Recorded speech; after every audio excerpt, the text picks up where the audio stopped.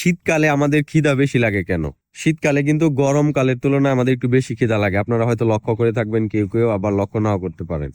তো শীতকালে আমাদের বেশি খিদা লাগে, এর কারণ হচ্ছে গরমকালে আমাদের পরিবেশের তাপমাত্রা একটু বেশি থাকে।